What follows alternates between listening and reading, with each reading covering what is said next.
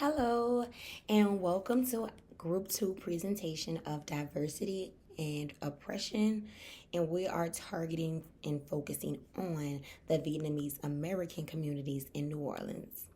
Our group is Group 2. It is made up of myself, Rashida Williams, Jody Trevine, Brenda Johnson, and also Kenrell Williams. We will take a deep dive into the Vietnamese communities, their cultures, traditions, population, and their group's dynamics. So please follow us along. Section 1, define the group. Vietnamese Americans in New Orleans identify as both Vietnamese and Americans, reflecting pride in their heritage and connection to their new home. Their collective experience of rising as refugees and overcoming challenges like Hurricane Katrina has shaped and shared identity rooted in resilience, faith, and community faith-based. Defining characteristics of the group. Key characteristics include tight-knitted families, devotion of the Catholic faith, and dedication to preserving Vietnamese traditions. Many own small businesses and participate in community organizations that advocate for the neighborhoods and well-being of the community. Population data. Since the end of the Vietnam War in 1975, more than 4.5 million Vietnamese have resettled across over 60 countries worldwide. Every year, almost 500,000 Vietnamese migrants return home from investment opportunities and reunite with families. These returnees have contributed nearly $5.7 billion to over 3,200 development projects. Today, Vietnam ranks 10th globally in remittance receipts, with money sent home by overseas Vietnamese accounting for roughly 6% of the country's annual GDP. Migration history. Following the Vietnam War in 1975, thousands of Vietnamese refugees fled their homeland and many found a new beginning in New Orleans, Louisiana. The warm coastal environmental area reminded them of Vietnam, and the Catholic organizations helped sponsor their resettlement. The Vesalia's neighborhood in New Orleans East became a vibrant hub for Vietnamese culture. Over the years, more families arrived, strengthening the community through family reunification. Despite facing challenges like Hurricane Katrina, Vietnamese Americans in New Orleans have shown remarkable resilience, preserving their heritage and contributing to the city's diversity and the community's impact. Group culture. Group culture is very important in any group dynamic. Group cultures refer to the shared values, attitudes, and behaviors that categorize a specific group of people. Now, let's jump into the Vietnamese Americans' cultural expressions. There are many significant cultural expressions that the Vietnamese Americans share, especially in a community in New Orleans. The Vietnamese American community in New Orleans share the vibrant Tet Festival, also known as the Lunar New Year. This festival is the largest annual gathering in the Vietnamese community and is also the most important Vietnamese holiday. The Tet Festival includes traditional foods, family gathering, lion and dragon dances, music, games, fireworks, and often is hosted at the Mary Queen of Vietnam Church. As you can see on the PowerPoint, that first picture is a depiction of how the Tet Festival looks. That same picture is the Mary Queen of Vietnam Church, where the Tet Festival is hosted. As you can see on the photo, the fireworks are going off. It looks like it's a good time, and this is where the Vietnamese community celebrate the Tet Festival annually. Every community has their cultural expressions and the importance of what makes them special. As far as the Lunar New Year and the Tet Festival, the Vietnamese culture signifies the importance because it marks the arrival of spring and starts the Lunar New Year. It symbolizes renewal and fresh beginnings. It also is familiar with honoring their ancestors, paying respect to their elders, and seeking the blessings for health, prosperity, and luck in the new year ahead of them. The celebration also helps to preserve Vietnamese traditions, strengthen community ties, and offer a chance for people to gather, share food, and pass on cultural values to the younger generation. Now moving on to the Vietnamese dishes and New Orleans twists. Vietnamese dishes in New Orleans are beautifully blended with traditional flavors and the local influences. The Vietnamese community has created a unique culinary experience that reflects both cultures. The Vietnamese community in New Orleans is popular for foods like pho, banh mi, and fresh spring rolls. Also, there's a huge influence with the local favorites such as crawfish. A huge number of the local owned crawfish spots in New Orleans is owned by Vietnamese, and you can taste the influence with the Vietnamese spices. Locals love the crawfish being boiled with the Vietnamese spices such as lemongrass and chili, also adding delicious twists to the New Orleans favorite dish such as cayenne pepper. The Vietnamese community also hold food fairs held at churches in New Orleans East, which is a popular community that Vietnamese families live. Though New Orleans culture and Vietnamese flavors go hand in hand, it is important to know why. The mix of Vietnamese and New Orleans flavors keeps cultural traditions alive while embracing local customs, and it brings the community together. Traditions within the Vietnamese American community in New Orleans focus directly on ancestor worship, the church-centered communities, and traditional music and dancing. Starting off with Catholic traditions. Catholic traditions hold deep significance for many Vietnamese people. The significances are rooted in the country's history, which includes the French colonial ruling. This is when large numbers of Vietnamese converted to Catholicism. After resettling in the United States, especially places like New Orleans, Baton Rouge, and other parts of Louisiana, churches became very vital centers of the community to help support refugees adapting and staying connected. For example, many Vietnamese families attended Mass and celebrated at religious festivals. Not only did they use these two things to reinforce their faith, but they also used celebrating religion and mass meetings to preserve their cultural identity and providing a sense of belonging for the Vietnamese families across generations. At this point in their lives, Vietnamese families had went through a lot, and their faith in Catholicism helped them get back on their feet. They were supported by the Catholic community and giving food, resources, even places to stay to maintain their livelihood. Now let's move along to ancestor altars. As shown in the second photo on the slide is an ancestor altar. Vietnamese ancestor altars are an important tradition that honors ancestors while seeking guidance and protection. These altars strengthen family bonds and generations and remind families of their root of shared heritage. As shown in the photo, ancestor altars can be held at homes or temples and often features small wooden tables or ornament setups. These altars also include photos of ancestors, lit candles, incense, and offering of fruit or food. Honoring ancestors shows respect for parents and elders and is important Confucian values for many Vietnamese Americans. Keeping this spiritual connection helps families stay connected to their culture and keep Vietnamese traditions alive, and even after moving to new countries and starting new generations. And now, last but not least, is the tradition of Vietnamese music and dance. Incorporated in the tradition of music and dance for Vietnamese Americans is Dan Tran. Dan Tran helped pass down stories, history, and cultural values from one generation to the next, utilizing instruments and sound.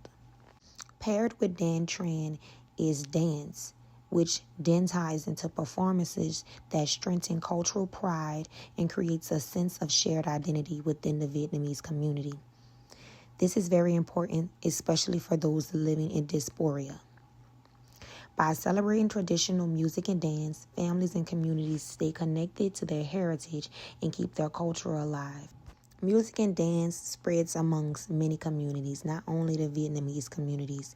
Many communities hold on to music and dance to speak to their ancestors, value their heritage, and express themselves, such as how the Indians dance for Zulu. All of these communities share a connection with music and dance in a way that the Vietnamese community uses Dan Tran. Vietnamese American values. Vietnamese American families in New Orleans place a strong emphasis on respecting their elders and maintaining a tight family bond, putting their family first. Placing family first in many Vietnamese families is a sense of strong bond and maintaining resilience. Many Vietnamese families hold multi-generation households, and that is very common for Vietnamese families. Like in many families living in New Orleans East, where grandparents help take care of the children while parents work long hours. This helps the household maintain stability, move forward in the economic system, and also have resources in home so they don't have to search for resources outside of their home. This support system preserves tradition and provides stability for multiple generations to come. Vietnamese families also take very good care of their elders, especially when they get to the point where they can't take care of themselves. Vietnamese families do not maintain the commonality to place their elders into nursing homes, but they just take care of them at their households. They provide care in home. They may get nursing aides to work with their families, but they keep their elders very close and take care of them. Hard work and resilience. Many Vietnamese Americans arrived in New Orleans as refugees, as we spoke about in the last few slides.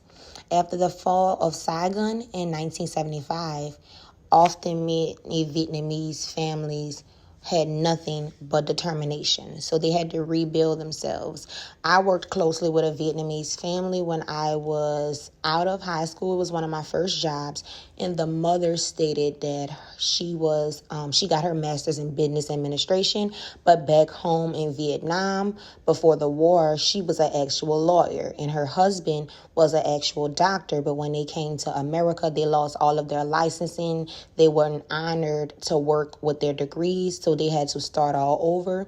So she got her master's in business administration and she retired from Ochsner. And her husband was actually a therapist and he retired and passed away. But they did very well for themselves. They rebuilt their lives and they had two daughters. One of their daughters is a doctor in internal medicine, and the other daughter is a OBGYN at Ochsner in New Orleans. But this just shows that after the fall of Saigon in 1975, those families lost everything. They had to come to New Orleans or to America and start all over, and that takes a big sense of self-determination. Family like those who settled near Vesalius Boulevard rebuilt their lives from scratch, opening grocery stores, nail salons, restaurants, getting degrees, and things like that. Today, local businesses like Dong Phang Bakery are celebrated as an example of how the community thrived through hard work. As you can see, there's a picture I inserted of Don Fon Bakery, which is a well-known bakery in New Orleans, especially around the time of Mardi Gras. Now moving on to faith and spirituality. As we stated before, Catholicism is the main religion for Vietnamese families. The Catholic faith is central for many Vietnamese families. Mary Queen of Vietnam Catholic Church in New Orleans East is a hub for religious services, community events, and cultural celebrations for the Vietnamese families and communities. Ancestor worship is practiced here mainly, and many families keep altars in their homes with photos and offerings to honor their deceased loved ones. They also may bring these honorings to the Catholic Church and pray over their families to keep maintaining faith and spirituality while here in the physical form. I have also placed a photo of Pavilion at Our Lady of Lavon Vietnamese Catholic Church to show you a picture of how this facility looks. You may have passed it multiple times if you're from New Orleans, because I've passed it multiple times. And I always wondered what it was. I knew it was a church, but I didn't know directly what went on in there. So this is just a depiction of the facility that the Vietnamese use for their Catholic faith. And lastly, on this slide, we have community and support. So Vietnamese Americans are active in church groups like the youth organization, such as VELA, which empowers young people to become community leaders. It is a very beautiful organization that the Vietnamese Americans have founded and worked on in-house with just their communities, but it has made its noise within the city. Cultural festivals such as the Tet Festival, as we spoke about, held annually at Mary Queen of Vietnam Church, brings together thousands of families to celebrate the lunar year with tradition and food and dragon dances and music. And these gatherings help the community members connect, support each other, and preserve their cultural heritage. It is very beautiful that they do have this community support, not only when it comes to those festivals, but for their businesses. Many Vietnamese restaurants thrive because they have a strong support from their community, such as the restaurant Dong Phong Cakes, and also the Vietnamese soldiers who have served in the Vietnam War. These people are still honored because they have such a community support and that they are very respected in New Orleans and their community. Strength and resilience of Vietnamese Americans. Strength and resilience is very important for the Vietnamese communities and culture. As far as them coming to America as refugees after the Vietnam War, they've shown tremendous resilience and strength with such a tragic incident. They built their new lives and maintained their strong sense of family and community support. Also, they returned after Hurricane Katrina happened, which was another big loss for their community, to rebuild everything that they had lost. Once in New Orleans, the largest Chinatown was in the southern U.S., and it was owned by rich Asian and Vietnamese communities and families. Also, a 2023 study shows that Vietnamese Americans in Houston showed strong social support and community embeddedness, significantly reducing the post-disaster depression after Hurricane Harvey and also tied with Hurricane Katrina. This aligns with finding from New Orleans after Katrina. Church-based networks such as the Mary Queen of Vietnam also served as a social hub for recovery, helping the community return and quickly rebuild. So not only did the Vietnamese community help out the Vietnamese people, they also helped overall build back New Orleans. Also, Vela, New Orleans, founded after Hurricane Katrina, illustrated how youth organizations fostered leadership, controlled engagement, and civic participation among Vietnamese Americans and youth in New Orleans. This is very similar to the program studied elsewhere, but this shows that youths who participated in community-led initiatives in Louisiana develop better communication skills, leaderships, and cultural identities, and risk reducing behavior issues. As you can see on this presentation, I have insert the Chinatown grand opening, which was in 1984 in New Orleans, Louisiana. From research, it stated that the area of Canal Street was where part of the Chinatown was built. Also, if you are from Louisiana or ever passed from New Orleans East, the village in New Orleans East was owned by the Vietnamese community. Before Hurricane Katrina, it was thriving, it was beautiful, and a lot of people shopped at their fresh markets and got their medications and seen doctors in that area. Once Hurricane Katrina hit that area and damaged it, they did rebuild it, but it's not directly the same, but it's still there. This just shows that strength and resilience of the Vietnamese Americans is important, and they continue to get up on their feet every time they're knocked down. In this section, we'll be discussing oppression. We'll be covering four topics: one, historical oppression; two, political and social marginalization; three, economic barriers; and four, intersectionality. Historical oppression. After the fall of Saigon in 1975, thousands of Vietnamese refugees came to the U.S., especially to New Orleans. Many struggled because of war, losing their homes and being treated badly. Families were often separated, and people could only bring what they could carry. Everyday tasks like finding a place to live, getting a job, and understanding health care were very difficult due to language and cultural barriers. After Hurricane Katrina in 2005, New Orleans East, where many Vietnamese people lived, was badly damaged. The community quickly came back to rebuild, but they got a little help from the government or media. Political and social marginalization. It's challenging for Vietnamese Americans in New Orleans to improve things like jobs, housing, schools, since they don't have much say within the government. It's frequently believed that Asian Americans do not need assistance, yet this masks real problems including poverty, mental health issues, and discriminatory treatment. Although citizens Although being citizens or having lived in the United States for years, many Vietnamese continue to experience bigotry and being regarded as outsiders. Economic barriers. Vietnamese immigrants were frequently employed in low-wage occupations like production, nail salon, fishing, and shrimping. Along with being physically taxing, these positions offer nothing in the way of retirement or health benefits, and they lack long-term stability. Many Vietnamese families have started small businesses such as grocery stores, restaurants, and salons.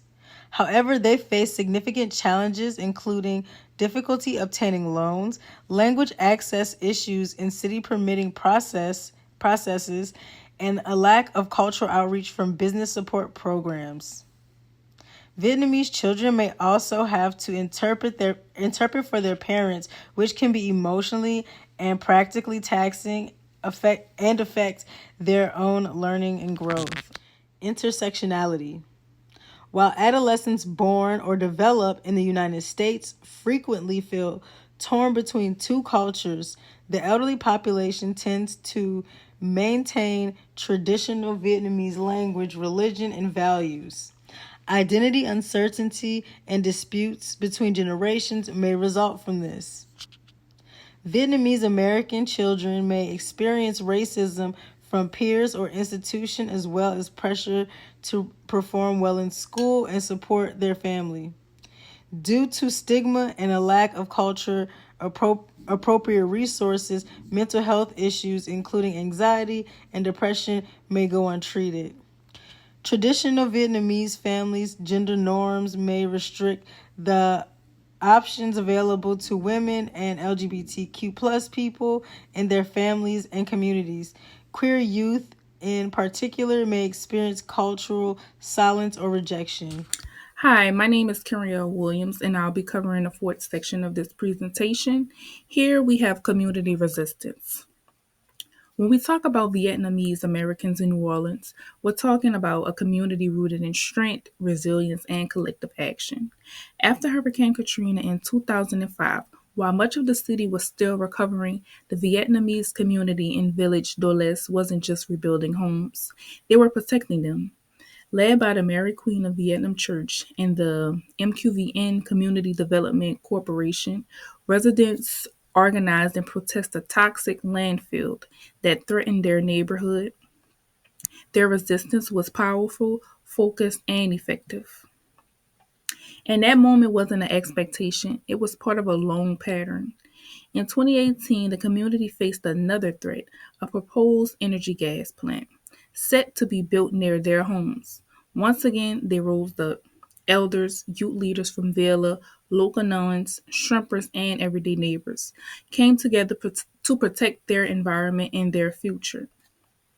Their opposition wasn't just about saying no, it was a bold declaration of love for their land, their health, and their legacy. These weren't isolated protests, they were ongoing expressions of deep rooted self determination and community care. Legal protections. After the Vietnamese War, thousands of Vietnamese refugees came to the United States seeking safety, many of them landing right here in New Orleans. And starting over wasn't easy. They had to navigate new systems, a new language, and often unwelcoming environments. But over time, legal protections helped create a pathway forward. Federal laws like the Title VI of the Civil Rights Act help protect against discrimination, especially in schools and public services.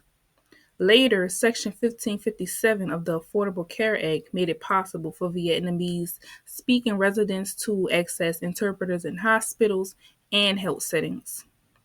These laws did more than offer fairness. They allow families to understand their rights, speak up, and fully participate in everyday life, from city hall meetings to their children's classrooms. Community solutions. As we know, legal protections are essential, but support also comes from inside the community. So that's where local organizations step in. The MQVN CDC has continued to be a backbone of advocacy and groups like the Louisiana Language Access Coalition, working to ensure residents receive services in their native language, not just as a courtesy, but as a right. Healthcare has also become more community rooted. The NOELE Community Health Center is a great example, offering culturally aware Vietnamese speaking providers who understand not just the medical needs, but also the lived experiences of their patients. And then there's VELA, a youth led group that trains the next generation to speak out on climate justice, civic engagement, and equity in education. These solutions aren't just surviving, they're about thriving and building something lasting. Lastly, the outlook of oppression moving forward. Even with all the progress, challenges remain. Language barriers still keep many isolated. Vietnamese voices are often left out of political spaces where decisions are made, and environmental racism has disappeared. It just shifts in new forms. There's also the growing pressure of gentrification, which threatens to push families out of the very neighborhoods they've worked so hard to preserve. But here's the truth: this community isn't silent and it's not passive. It's organizing, voting, advocating, and building alliances. The future holds uncertainty, yes, but it also holds a community that has proven time and again that it will stand up, speak out, and create its own solutions. What they need now is continued support, visibility, and policies that center their voices and experiences.